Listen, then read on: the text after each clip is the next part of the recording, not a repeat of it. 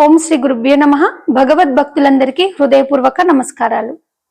సనాతనం నుండి నేటి ఆధునిక కాలం వరకు ఈ సమాజము స్థితిగతులు ఏంటి? పూర్వము ఈ కులమతాలు ఉన్నాయా, వర్గ విభేదాలు ఉన్నాయా? ఒకసారి ఆలోచిద్దాం. పూర్వము భగవద్గీతను అనుసరించి ఒక శ్లోకం ద్వారా మన పూర్వకాలంలో ఎలాంటి స్థితిగతులు ఉన్నాయో ఒకసారి విశ్లేషణ చేద్దాం. భగవద్గీత ఏం చెప్తుంది?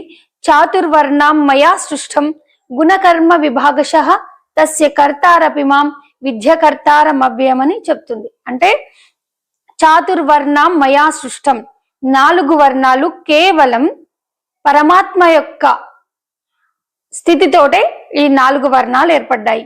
అంటే చాతుర్వర్ణం మయా సృష్టం గుణకర్మ విభాగశః, 4 గుణాల చేతనే ఈ 4 వర్ణాలు ఏర్పడ్డాయి అని భగవద్గీత ఉపోద్ఘాతిస్తుంది. ఆ 4 గుణాలేంటి, ఆ 4 వర్ణాలు ఏంటి అంటే శూద్ర, వైశ్య, క్షత్రియ, బ్రాహ్మణ. ఈ 4 వర్ణాలు కేవలం గుణాల సంబంధంతో ఈ 4 వర్ణాలు ఏర్పడ్డాయి. ఆ 4 వర్ణాలు ఏర్పడితే దాని నుండి కులాలు, వర్గాలు, మతాలు ఇలా పుట్టుకొచ్చాయి పుట్టగొడుగుల్లాగా. అయితే కేవలం ఏం చెప్తుంది భగవద్గీత? గుణకర్మ విభాగశః, వారి వారి గుణాలను బట్టి, వారి వారి చేష్టలను బట్టి, వారి వారి గుణాలను బట్టి వాళ్ళకు వర్గాలు ఏర్పడ్డాయి. కానీ మతాలు, కులాలు ఇవన్నీ మానవుడు తనకు తాను సృష్టింపజేసుకున్నవి. కానీ పూర్వం ఏమున్నాయి? కేవలం 4 వర్ణాలు మాత్రమే ఉన్నాయి.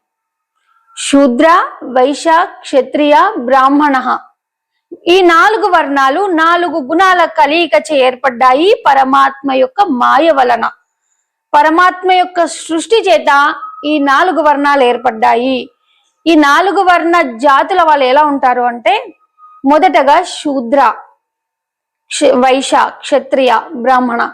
శూద్ర జాతి అంటే తమో గుణ సంబంధము, మూఢులు, మూర్ఖులు, అధములు, దుష్టులు, దుర్మార్గులు, సమాజానికి కీడు చేసే కంటకాలు, కీటకాలు, వీరందరూ తమో గుణంతో ఉన్నవాళ్ళు.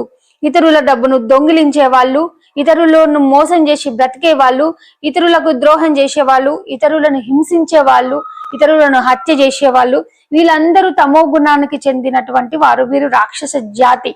అంటరాని వారు వీళ్ళనే అంటారు. ఎవరిని? శూద్ర జాతిని అంటారు. ఎందుకంటే వీళ్ళు సత్యాన్ని, ధర్మాన్ని పట్టుకొని లేరు కాబట్టి, సత్యాన్ని